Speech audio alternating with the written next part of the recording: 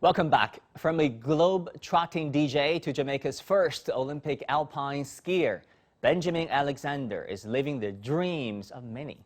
He carried Jamaica's flag during the opening ceremony and replied to a letter to a Chinese primary school student. Earlier, I spoke with Benjamin about his fascinating journey to become an Olympian.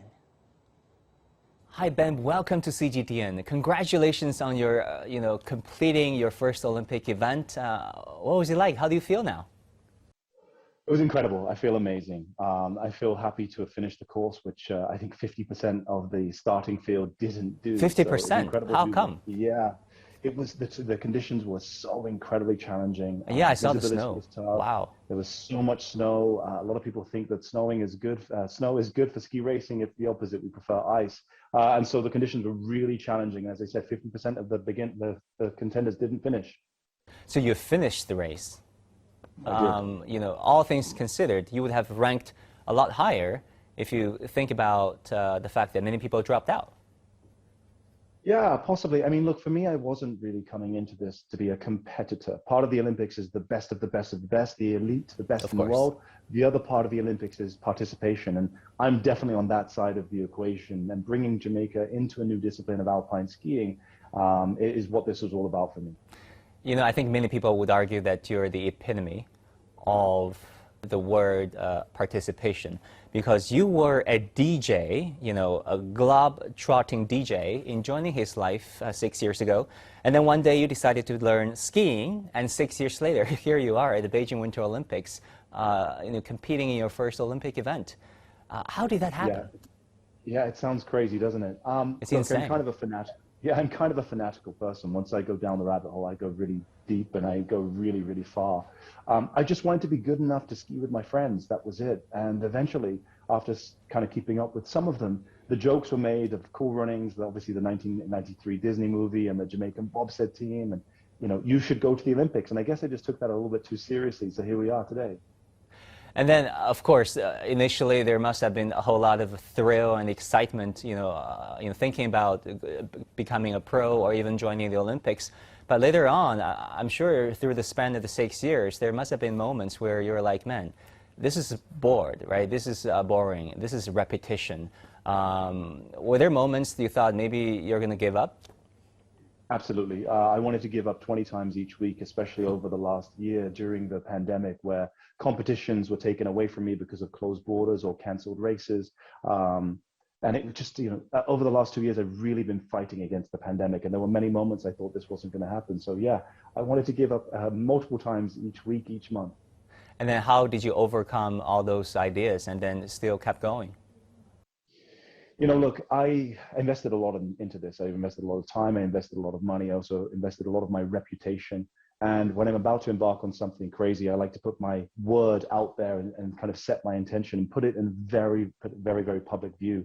And so I always look back to how things will look if I fail to do that. And I'm a man of my word, and I like to keep my word at any cost. And so in those moments of desperation, when I thought I was going to fail, I still just kept my head down and kept plugging away and just tried to get close to that finish line. And here we are, it worked. So to some extent, it was fear of perhaps not being, good enough or not living up to your fullest potential. No, I think it's fear of my word not having the value that I kind of esteem it to have. And so I do this on purpose. There are many times in life where I'll make a crazy change or I'll make a crazy decision, and I'll be very public with that so that my friends and my social circle hold me accountable to that idea and to that task. Many people have decided to go onto a diet, but they do it in quiet. They don't tell anyone. And then after a couple of days, they give up, but it's okay because no one knew they were trying this thing. If you hold yourself accountable and you use the social pressure of your friends in a positive way, then it can motivate you to keep doing that thing when it becomes really hard and really challenging. Benjamin, you once said that if you can do it, everyone can do it. But I mean, let's face it, right? Not everyone has the same talent. And it's very nice of you to say that, to encourage people. But at the end of the day, not everyone has the equal shot at becoming an Olympian. Would you recognize that? Yeah, look, the only reason that I qualified is because I'm coming to this project after having worn many professional hats before this project. And each one of them played a role, whether that was marketing myself as a DJ, whether that was the world of finance, understanding how to kind of manage a budget. And I think had I been 10 or 15 younger, 10 or 15 years younger, I would have failed in certain other aspects. But what I'm trying to set up here is a platform for other kids to just be able to focus on being the athlete. I am by no stretch of the imagination Jamaica's best skier, but I was able to bring a whole group of talents together to get me to the finish line. Now that I've shown that it's possible, other athletes will have a much easier path of getting to the Olympics, and I hope to be right beside them and helping them do so. Talk to me about the fitness part, the physique, the techniques that are required to become an alpine skier, because I assume the threshold was, still high for many, because you're battling it out on snow, on a very slippery slope.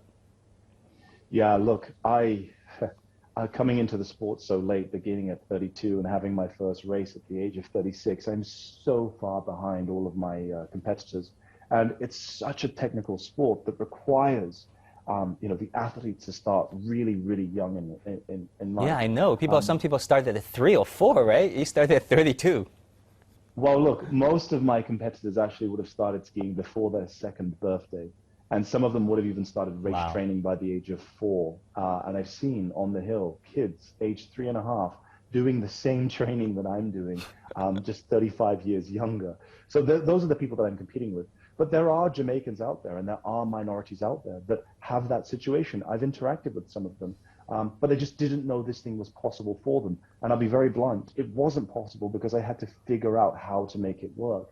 Now I can help those athletes just focus on being athletes and bring more Jamaicans to the Olympics. You talk about the fact that you're Jamaican, and for a tropical or a subtropical country like Jamaica, it's not precisely easy to take up winter sports and train systematically and be good at it, right? Because if you look at data, I don't want to sound biased, but if you look at data through history, 1/3 of all Winter Olympic medals went to countries situated around the Alps, and 1/6 of all Winter Olympic medals went to countries situated around the Scandinavian. Give us a sense of how difficult is it, for people in Jamaica or a country in the tropical area to take up winter sports. Incredibly difficult. And yeah, I thought those numbers would have been more biased to those parts of the world that you said.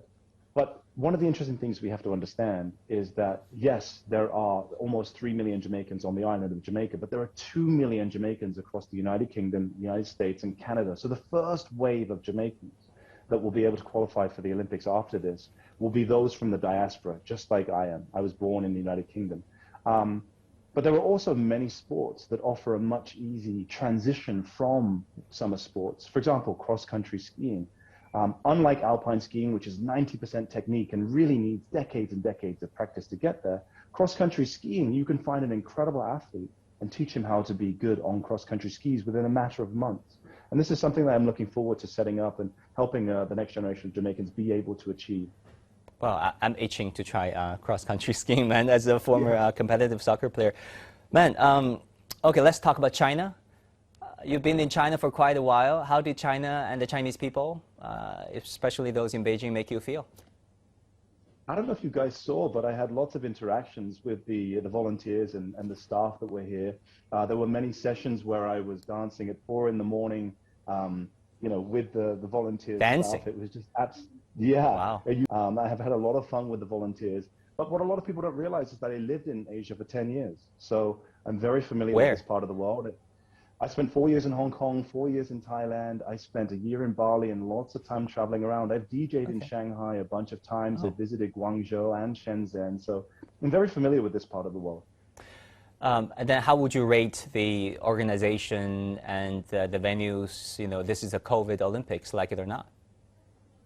Yeah, so that's a good question. Look, I would prefer the Olympics as they are right now to the Olympics being canceled or the Olympics being postponed. And so China has had to do something under incredibly complicated circumstances and an incredibly complicated situation.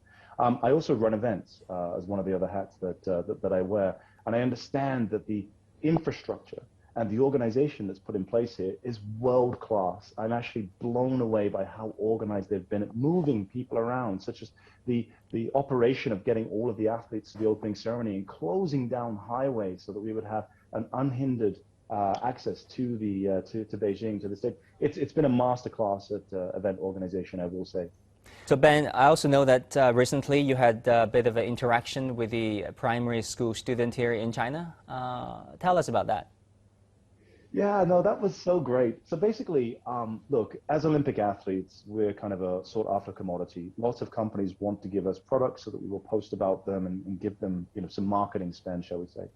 One of the gifts that I noticed, and no one else was posting about it, everyone was posting about the new cell phone they had, were these drawings that came from primary school kids.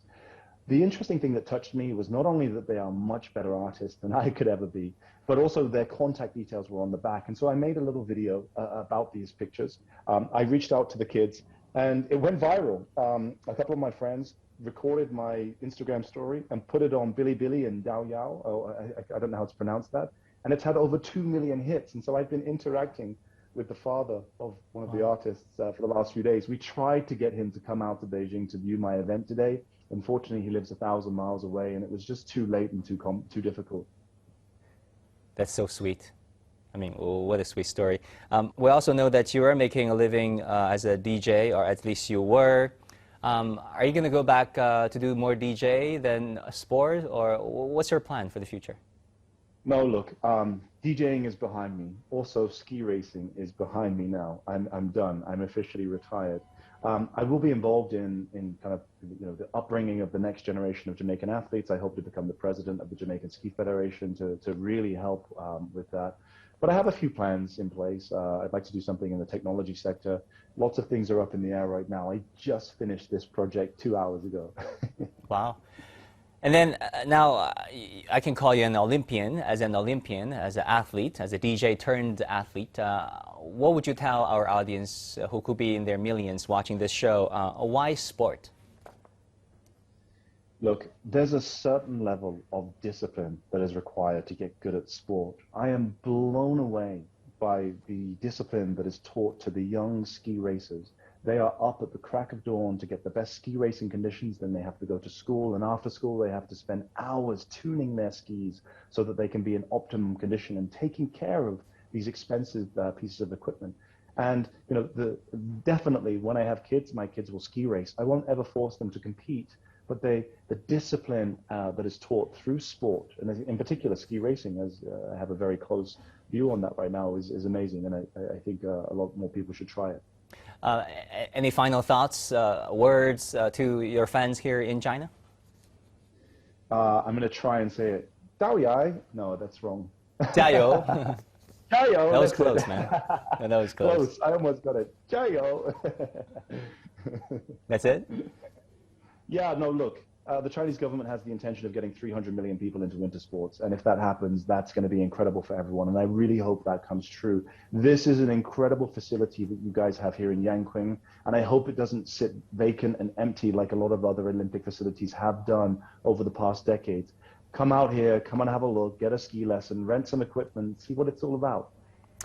Benjamin Alexander, thank you so much. And good luck for all your future endeavors. Thank you. Thank you, man. Thanks for having Take care. me.